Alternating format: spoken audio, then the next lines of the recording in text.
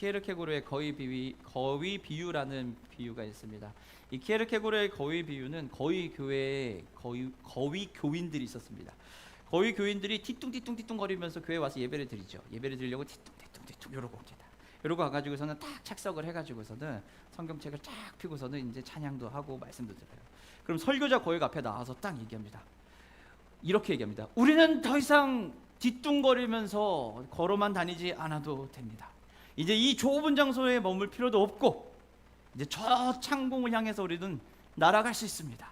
그러니 모두 날개를 활짝 펴고 저 창공을 향해 날아가도록 하겠습니다 라고 하니까 이 거의 성중들이 아멘 하고 대답을 한 거예요. 거기도 얼마나 날고 싶었겠습니까?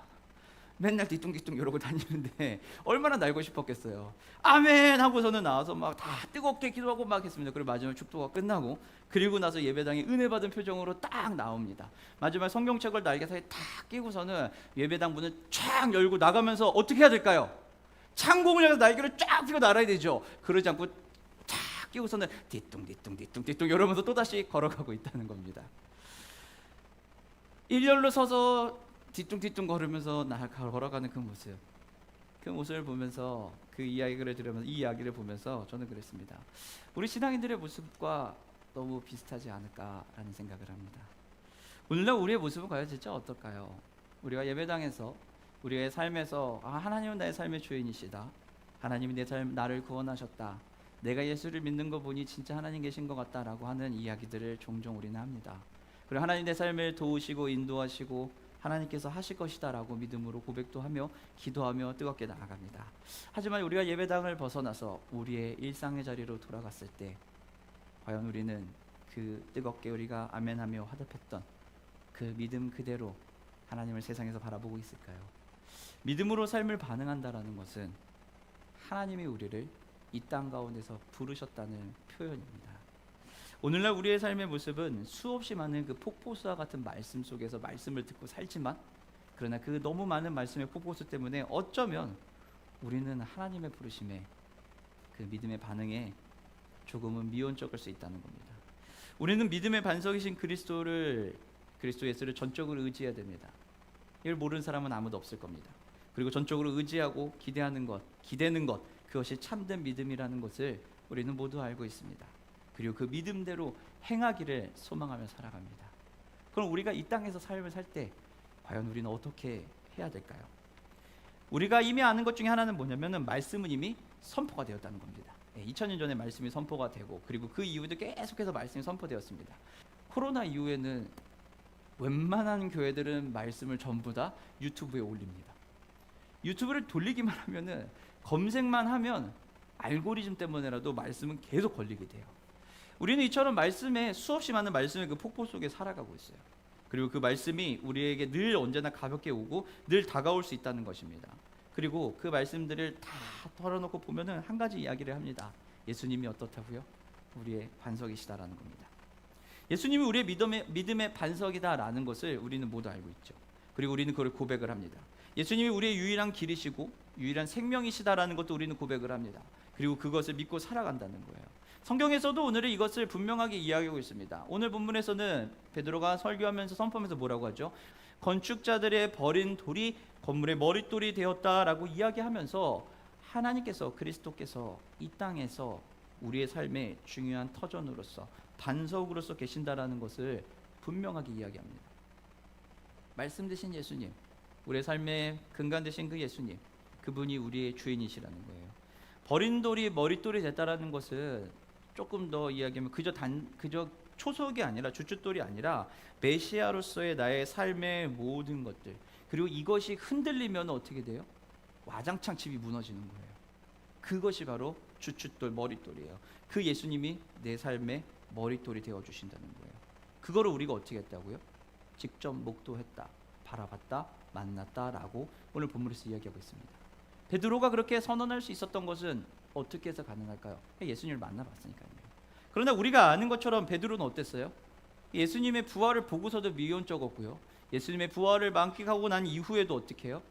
베드로의 삶은 예수님을 만났을 때처럼 뜨겁지가 못하고 오히려 더 회의와 고민과 근심 걱정에 사로잡혀 있었죠. 왜냐하면 예수님을 만났는데 예수님을 만나고 나니까 뭐가 보여요? 내 연약함이 보이는 거예요. 그제서야 내 부족함이 보이기 시작하는 거예요. 신앙생활을 하다 보면은 우리는 예수님이 내 삶의 믿음의 반석이십니다라고 다 얘기를 해요. 언제 제일 쉽게 얘기할 수 있냐면은 예수를 처음 믿었을 때, 뜨겁다라고 했을 때, 그때는 우리가 누구나 다 편안하게 그 얘기를 할 수 있습니다. 감격이 있으니까요. 그런데 하루하루의 삶을 살다 보니까, 일상의 삶을 살다 보니까 우리가 어떻게 돼요? 예수님의 살아계실 머리로도 알고 마음으로도 만나보고 인격적으로도 교제하고 했는데 시간이 지나면 지날수록 느껴지는 거예요. 무엇을요? 내가 진짜 잘 믿고 있는 건가라는 거예요. 부활의 주님을 봤는데 내가 과연 잘 믿고 있는 건가? 또 하나는 이거죠. 내가 과연 그분을 믿을 만한 존재인가? 내 삶이 주님을 따를 만큼, 주님의 제자라고 이야기할 만큼 그만큼의 존재가 될까라는 두려움에 빠지게 되는 겁니다. 그 시기는 누구나 다 한 번 옵니다. 한 번이 올 수도 있고 두 번이 올 수도 있고 세 번이 올 수도 있어요. 그 생각과 의심과 고민의 시간이 합쳐져서 어떻게 해요? 마지막에 주님 앞에 가게 되니까요. 그러니까 우리가 이런 고민을 하는 거는 베드로도 그랬던 것처럼, 제자들이 그랬던 것처럼 너무나 당연합니다. 당연하게 있다라는 거예요. 하지만 그럼에도 불구하고 그것을 느낄 수 있고 생각할 수 있고 깨달을 수 있다는 것 하나만으로도 우리가 그리스도 안에 붙잡혀 있다는, 우리가 주님을 만났다는 증거라는 겁니다. 예수를 모르면요, 예수님을 안 만나보죠, 내가 과연 그런 존재일까라는 것조차 의심하지 못해요. 왜냐하면 당연하니까요. 우리는 항상 내가 있는 자리에서는 나의 삶을 만족하면서 사니까 내 삶에서는 괜찮거든요. 잘하는 줄 알아요. 근데 언제 그게 깨집니까?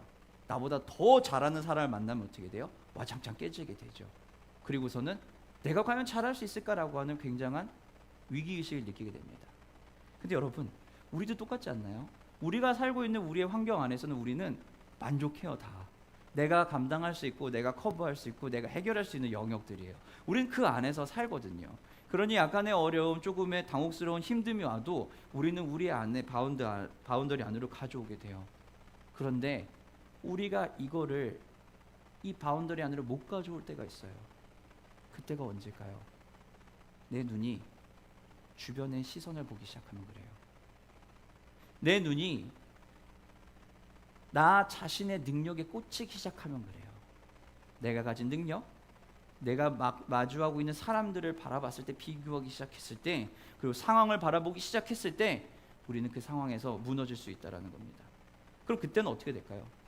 잘못된 반응을 하겠죠. 의도하지 않았던 반응들이 튀어나오기 시작할 거라는 거예요. 우리가 어떤 상황에 부딪혔을 때 가장 처음 일어나는 반응은 뭘까요? 놀람이죠. 어떻게 이렇지? 라고 하는 깜짝 놀란, 이런 거예요. 놀람은 일단 잘못된 반응이 아닙니다. 지극히 정상적인 반응이에요. 누가복음 8장에 보게 되면은 이제 거라사 광인의 군대 귀신의 이야기야 뭐 이런 여러 가지 이야기들이 있어요. 이때 사람들이 어떻죠? 전부 다 놀라요. 어떻게 이런 일이 벌어지지? 어마어마하다라고 합니다. 거라사 백성들의 처음의 반응은 모두 놀라서 깜짝 놀랍니다. 여기까지는 문제될 게 안 돼요. 오늘 등장한 본문에 나타난 제사장들과 바리새인들도 베드로가 하나님 말씀을 선포하는 걸 딱 듣고 나서 반응이 어때요? 놀라요. 베드로와 요한이 병자를 고치는 것을 보거나 사람들은 다 어때요? 놀라요. 여기까지는 아무런 문제가 없어요. 아무런 문제가 없습니다. 왜냐하면 처음 반응은 전부 놀라니까요. 오순절 성령이 강림했던 그 사도행전 2장의 그 오순절 성령 강림 사건을 봤을 때 사람들의 반응은 어땠을까요? 똑같이 놀라요. 다 놀란다는 겁니다. 그거는 문제가 되지 않아요. 놀라, 충격, 찔림, 이거는 지극히 정상적입니다. 참된 진리가 선포되면 우린 당연히 그럴 수밖에 없어요. 그런데 그 다음부터의 반응이 중요해요. 그 다음부터 어떤 반응이 나오냐는 거예요. 그 진리를 거부하고 숨기려고 하기 시작하면 뭐가 될까요? 그때부터는 대적하기 시작하고 외면하기 시작하고 부인하기 시작합니다. 거부한다라는 것은요, 내가 그것을 받아들이지 않겠다라는 내 마음의 결단을 하는 거고, 그리고 거부하기 시작하는 순간 우리의 시선은 그때부터 어디로 가요?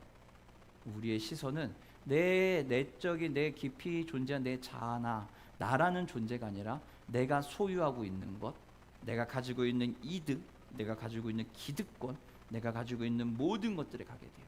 그러다 보면 상황이 보이게 되고요, 앞에 나를 마주보는 사람이 보이게 됩니다. 사람을 보이게 되고 사람에게 집중을 하기 시작하면 우리는 이제부터 거부하기 시작해요. 사람을 본다는 건 내가 나라는 존재에 집중하는 게 아니에요. 우리가 착각하면 안 됩니다. 나라는 존재에 집중하는 것이 아니라 내가 소유한 것에 집중하겠다는 거예요.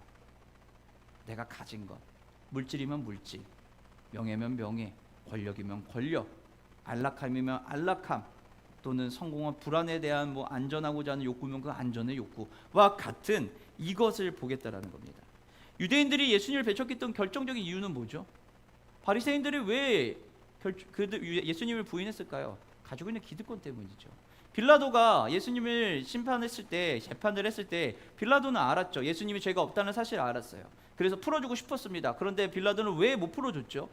못 풀어준 이유가 딱 한 가지예요. 자신이 가지고 있는 기득권을 놓칠 수가 없으니까요. 왜?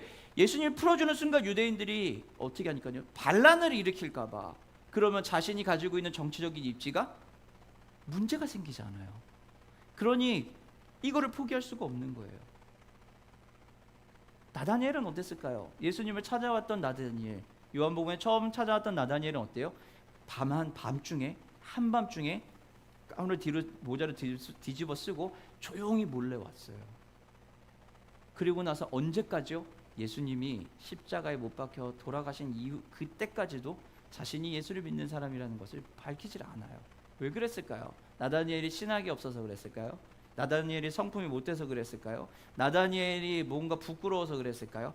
아니요. 나다니엘이 지금까지 가지고 있던 바리새인으로서, 종교 지도자로서, 율법 지도자로서 가지고 있던 무수한 특권과 권리와 그 힘이 있기 때문에 그래요. 포기할 수가 없으니까요. 빌라도도, 수없이 많은 사람들도 예수님이 죄가 있다고 생각하지 않았어요. 예수님을 메시아로 믿냐 안 믿냐는 그 다음 문제 같아요. 죄가 있냐 없냐라 봤을 때 죄가 없다라고 다들 생각했어요. 그런데 그러지 않았어요. 왜요? 내 것에 집중하기 때문에 그래요. 내 것에 집중하기 시작하면 어떻게 될까요? 내 것만 보게 되죠. 보고 싶은 것만 보고, 보고 싶은 것, 생각하고 싶은 것만 생각하고, 믿고 싶은 것만 믿게 된다는 겁니다. 이것이 우리가 가지고 있는, 우리 인간이 가지고 있는 쉽지 않은 삶을 사는데 어려울 수밖에 없는 문제예요. 우리는 이것을 가지고 뭐라 그래요? 확증 편향이라고 합니다. 내가 보고 싶은 것만 보고, 해석하고 싶은 대로만 해석을 하고, 가고 싶은 방향으로 믿고 싶은 것만 믿는 것, 이것을 확증 편향이라고 해요. 우리는 사실 생각을 할 수밖에 없고 그대로 행동을 할 수밖에 없어요. 그리고 내 믿음 안에서, 믿음의 파운데이션 안에 위에서 우리는 삶을 살아가야 돼요. 19세기의 스코틀랜드의 작가인 세뮤얼 스마일스는 자조론이라는 책에서 이런 얘기를 합니다. 자조론에서 어떤 이야기를 하냐면은 이렇게 얘기해요. 이거는 그냥 자기 개발을 하시는 분들도 많이 쓰고 많이 생각하는 표현이에요. 이렇게 얘기합니다. 생각이 반복되면 행동이 되고, 행동이 반복이 되면 습관이 된다. 그리고 이 습관이 반복이 되면 성격이 되고, 성격이 반복이 되면 운명이 된다. 그런데 이러한 패턴을 통하여 결국 자신만의 믿음이 형성된다. 그리고 그 믿음의 기초 위에서 생각하고 행동하면서 살아가게 된다라고 얘기합니다. 생각이 행동이 되고, 행동은 습관이 되고, 습관은 내 삶의 성격이 되고, 그 성격대로 반복되면 운명이 된다는 거예요. 그리고 이러한 삶의 패턴 속에서 우리는 하나의 믿음이라는 것이 생기게 될 것이고, 그 믿음의 기초 위에서 우리는 각자의 삶과 행동을 살아간다는 겁니다. 예수를 믿고 복음을 받아들인다라는 것은 이 믿음의 기초를 복음으로 바꾸겠다는 작업이에요. 그러니 우리가 얼마나 힘들겠냐고요. 지금까지 살아오면서 쌓았던 모든 내 삶의 토대가 있는데 이걸 예수님의 토대로 한 방에 바꾸려고 하니 얼마나 아프고 힘들고 다투고 쓰라린 고통 속에 살아갈 수밖에 없지 않겠냐는 거예요. 힘들 수밖에 없습니다. 그래서 예수를 믿는 게 은혜고, 우리가 예수를 믿었다라는 게 놀라운 축복이라는 겁니다. 그리고 그것이 기적이라는 거예요. 여러분, 만나는 사람들, 직장 동료라든지 또는 자녀라든지 한번 바라보세요. 또는 가까이 있는 가족을 한번 생각해 보시면 됩니다. 한 사람을 변화시키는데 어떤 에너지가 들어갑니까? 그의 생각을 바꾸는데 어떨까요? 우리가 흔히 얘기하는 것 중에 하나가 아이 한 명을 양육하고 잘 성장시키기 위해서는 뭐가 필요하다고요? 한 마을이 통째로 필요하다고 얘기해요. 그만큼 전생에 동안 시간을 들여서 공을 들여야 되는 거예요. 그래야지 바뀔 수 있다는 거거든요. 근데 어떻게 단 몇 마디로, 단 몇 분으로, 단 몇 번의 행동으로 우리가 싹 다 뒤집어질까요? 그렇게 착각하면 안 돼요. 그리고 그렇게는 잘 일어나지 않아요. 한 번의 은혜가 확 몰아쳐가지고 우리가 바뀌는 것처럼 느껴질 수 있습니다. 하지만 여전히 우리는 그 안에 싸우면서 믿음의 토대를 교체해가는 작업을 하는 거예요. 그 믿음의 가장 단단한 자리, 제일 밑바닥에 절대 흔들리지 않고 코어가 되는 그 핵심이 되는 기둥 뿌리, 이것을 어떻게 해요? 토대를 그리스도의 복음이 자리를 잡았기 때문에 그 위에 있던 다른 것들은 다 걷어내면서 그 위에 새로운 것들을 하나님의 말씀대로 삶을 살아가는 방식들을 쌓기 시작하는 거예요. 여러분, 이것이 믿음입니다. 이것이 믿음이에요. 그러니 우린 믿음에 대해 다시 생각해야 돼요.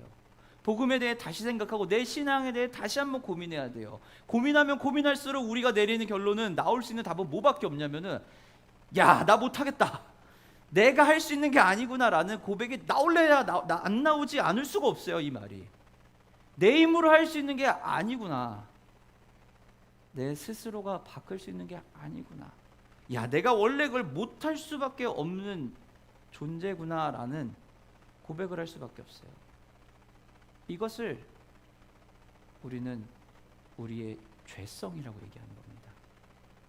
이 죄성이 보인다라면 그제서야 우리는 하나님이 나를 진짜 미친 듯이 사랑하시는구나, 이런 나도 사랑하시는구나를 알게 되는 거예요. 그러나 내가 이 죄성이, 나의 안에 있는 이 죄성을 느끼지 못하면 하나님의 거룩하심, 하나님의 나를 위한 그 계획, 하나님 나를 사랑하신 그 크신 사랑 못 느껴요. 못 느껴요. 여러분, 집이 언제 편안하십니까? 외출을 하고 들어왔을 때, 퇴근을 하고 들어왔을 때 매일매일 다르겠지만 들어오는 날마다 느낌이 다를 거예요. 근데 들어와서 정말 편안하다라고 느낄 때가 있을 겁니다. 매일매일 똑같은 감정은 아닐 거예요. 근데 언제, 야, 그래, 내 가족밖에 없어, 우리 집이 최고야 라는 생각이 들까요? 언제긴요. 밖에서 진짜 진탕 고생하고 들어왔을 때, 너무 힘들고 낙심하고 지치고 들어왔는데 들어와가지고 가족이 나를 딱 안아줬을 때, 멀리 출장을 갔다 오거나 해서 피곤하고 고된 몸을 가지고 집에 귀가해서 편안하게 내 침대에 씻고 딱 누웠을 때 오는 그 느낌, 언제 가장 크십니까? 내가 많이 힘들었을 때, 지쳤을 때예요. 하나님의 은혜도 똑같아요, 여러분. 내가 하나님 앞에서 내가 얼마만큼 내가 보잘것없고 대단하지 않고 그냥 여느 보통의 사람들과 똑같고 죄 지을 수 있는 존재고 그냥 살아갈 수 있는 존재지를 깨달으면 깨달을수록 하나님 은혜에 감사할 수밖에 없는 겁니다. 믿음에 대해 우리는 생각해야 돼요. 생각하고 그리고 행동해야 됩니다. 하나님을 믿는 것이 절대 쉽지 않아요, 여러분. 여러분, 의지로 한번 믿어보세요. 믿어지나? 절대 안 믿어집니다. 계속 고민되죠. 왜 우리가 의지로 믿을 수 없냐면요, 의지로 믿으려고 하면 할수록 뭐가 돼요? 안 되는 것들이 막 나타나기 시작하거든요. 그러니까 안 돼요. 여러분, 기도하는 것이 혹시 두렵지 않으세요? 저는 기도하는 게 두려웠거든요. 기도하는 것이 두려울 수 있지만 그래도 기도를 해야 돼요. 왜냐하면 기도라는 이 행위, 기도의 시간을 통해서 우리는 하나님이 일하시는 그것을 알고 거기에 반응할 수 있는 시간이기 때문에 그래요. 저는 미국에서 귀국할 때 그때 이제 기도 열심히 했죠. 열심히 기도하면서 제가 받은 하나님의 말씀이 있었어요. 은혜가 있었습니다. 저는 그것이 확실하다고 생각을 해요. 그리고 나서 왔습니다. 근데 가끔, 지금도 드는 생각이지만 가끔 그런 고민을 해요. 내가 혹시 그때 향수병에 빠져가지고서는 고국으로 돌아가고 싶은 마음에, 그리고 당시에 조금 상황이 어려운 것도 있었거든요. 이 어려운 상황이라서 내가 혹시 그래서 한국에 돌아오고 싶었던 건 아닐까? 그래가지고 내가 귀국길에 들어선 게 아닐까? 내가 그래서 기도하면서 그런 마음이 내가 혹시 들었는데 그게 하나님 음성에 착각한 거 아닐까? 내가 잘못 반응한 거 아닐까라는 그런 두려움이 있었어요. 그래서 그거 가지고 다시 기도를 안 했어요. 까딱 잘못했다가 아니다라고 그러면 어떡해요? 그다음부터 진짜 멘붕이거든요. 돌아갈 수도 없고 여기 있을 수도 없고 이거 어떡해요? 무서웠거든요. 그때 좀 많이 힘들기도 했고요. 그래서 기도를 잘 안 했어요. 근데 제가 그때 기도하면서 확실했던 건 하나 있었어요. 미국에 남고 싶었던 마음이 굉장히 컸다라는 거죠. 근데 마지막 자락에 끝자락에 기도했을 때 하나님이 한 3개월 정도 작전 기도를 새벽에 작전 기도를 했는데 오전 작전 기도를 했죠. 작전 기도를 하는데 하나님이 그런 마음 주더라고요. 제 마음속에서 진짜 제 마음을 보게 하시더라고요. 내가 진짜 하나님 사명 때문에 미국에 있고 싶어 하는지 아니면 내가 그냥 있고 싶은 건지 아니면 진짜 한국에 돌아오고 싶은 건지에 대한 마음을 보여주시더라고요. 그걸 느낌이 왔습니다. 그때 깨달았죠. 나는 내 처해져 있는 이 환경이 마음에 들고 이 살아가는 모습이 좋고 편안하다. 그래서 나는 저도 모르는 사이에 새벽에 기도하는데 입에서 이명이 툭 튀어나오더라고요. 아, 있고 싶다. 가기 싫다. 그 마음이 저도 모르게 툭 뱉어지더라고요. 그 순간 깨달았어요. 야, 내가 이랬구나. 그리고 나서 다시 기도하기 시작했습니다. 우리는 다 비슷해요. 기도하러 나가는 것이 그래서 가끔은 두려울 때가 있어요. 하나님이 아니라라고 얘기할까 봐요. 근데 그것도 우리의 기도의 응답이거든요. 그러나 그럼에도 불구하고 하나님을 생각하고 반응할 수 있는 시간을 가져야 돼요. 기도의 자리 확보하셔야 돼요. 기도의 시간 목숨 걸고 가지셔야 돼요. 말씀을 읽는 그 자리 참여하셔야 돼요. 말씀 보지 않고 기도하지 않고 이거는 어떤 거냐 행위적인 부분이 아니라 예배하지 않고 행위적인 부분이 아니라 하나님을 향한 내 마음에 나의 생각이 얼마나 하나님께 가고 있는지를 보는 거예요. 하나님을 알면 알수록 하나님 앞에 가면 갈수록 우리는 알 수 있거든요. 기도, 말씀, 예배 이 외에도 하나님을 알 수 있는 방법이 있지 않냐? 있을 수 있죠. 맞아요. 여러분의 개인의 삶에서 마주하는 사람들 중에 다 만날 수도 있고 할 수 있어요. 그런데 단연컨대 제가 얘기할 수 있는 거는 딱 한 가지는 뭐냐면 기도의 자리와 말씀의 자리, 예배의 자리보다 더 확실하고 빠르고 효율적으로 하나님을 만날 수 있는 자리가 없어요. 다른 거 있을 수 있어요. 부인하는 게 아니라니까요. 그런데 가장 효과적이고 가장 효율적이고 가장 확실하고 빠르게 할 수 있는 거는 예배의 자리, 기도의 자리, 말씀의 자리예요. 그러니 우리가 그걸 지키는 거예요. 목숨 걸고 가는 거예요. 잘 생각해 보세요, 여러분. 우리가 하나님을 많이 생각하지 못하면 못할수록 점점 우리의 시간이 어디로 흘러가는지요. 예배를 안 드리면 안 드릴수록 예배를 현장에 오는 것을 힘들어하면 힘들어할수록 말씀 보는 것이 힘들면 힘들수록 점점 우리의 시간이 어디로 흘러가는지 보세요. 하나님께 가는 게 아니라 나에게 가진 것에 집중하게 돼요. 사람과 세상의 이목에 집중을 하면요 하나님으로부터 오는 그 진리를 알 수가 없어요. 깨달을 수 있는 방법이 너무너무 힘들어요. 어렵고요. 그러니 우리는 하나님 앞에 나오고 하나님께 집중을 해야 돼요. 땅의 것, 세상의 것에 집중하면 안 된다? 그거는 포기하라가 아니에요. 우선순위를 뒤로 빼라는 얘기예요. 사람에 집중을 하면 안 된다? 사람을 무시하라가 아니에요. 세상과 단절되라는 게 아니에요. 우린 사람과 세상 가운데 살아가니까요. 하지만 우선순위 뒤로 빼라는 거예요.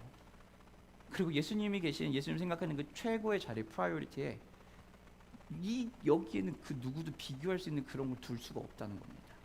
그게 바로 사람에 집중하지 않고 하나님의 지혜를 알 수 있는 방식이에요. 그리고 우리는 하나님을 바라봐야 돼요. 이때 우리는 무엇이요? 성령의 충만함을 느낄 수 있다는 겁니다. 성령의 충만함의 도움을 받아야 돼요. 성령의 충만하다는 것은 우리가 의지할 수 있다는 거예요. 우리가 의존할 수 있다는 거예요. 여러분 이제 핸드폰 번호, 전화번호 몇 개쯤 외우고 계십니까? 저는 부끄럽게도 딸랑 2개 외웁니다. 하나는 제 번호고요. 하나는 아내 번호입니다. 심지어 우리 아이들 번호도 기억이 안 납니다. 그래서 뭐 해줄 때마다 부릅니다. 승현이와 규현이 뭐 현민 있으면 각자가 요구하는 게 있잖아요. 그거 부릅니다. 너 핸드폰 번호 뭐지? 그럼 애들이 얘기를 해요. 그때 아 맞다 너 이거지. 아 맞다 이거지. 아내 번호는 어떻게 외우고 있냐면 제가 옛날 쓰던 번호거든요. 그래서 외우고 있는 거예요. 그래서 외우는 거지 아마 그러지 않았으면은 까먹었을지도 모르겠어요. 우리는 이제 핸드폰 번호를 외우는 사람이 많지 않아요. 왜? 저장해놓고 저장을 쓰니까요. 핸드폰에 있는 번호를 저장하죠. 그리고 우리는 그 핸드폰을 의지하는 거예요. 성령에 충만하고 의지한다는 것은 이런 거예요.